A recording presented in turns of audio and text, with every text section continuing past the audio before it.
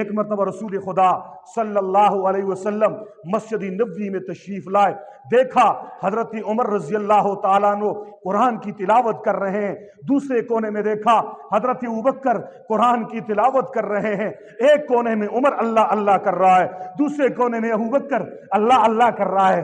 حضور ابوبکر کے پاس گئے، کان لگایا، کوئی آواز نہیں سنی، کیا پڑھ رہا ہے؟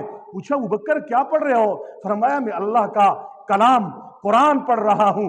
عمر کے پاس گئے، عمر کی آواز بلند تھی، فرمایا عمر تو قرآن پڑھ رہا ہے، بلند کیوں پڑھ رہا ہے؟ ابوبکر تو آہستہ کیوں پڑھ رہا ہے؟ حضور کے دونوں یاروں کا جواب سنیے۔ ابوبکر کہنے لگے میں اس اللہ کو سنا رہا ہوں جو آہستہ بھی سنتا ہے، بلند بھی سنتا ہے، میں آہستہ آہستہ پڑھ کے صرف اسی کو سنا رہا ہوں، اسی سے میں نے اجر لینا ہے، میں نے کسی اور کو نہیں سنانا۔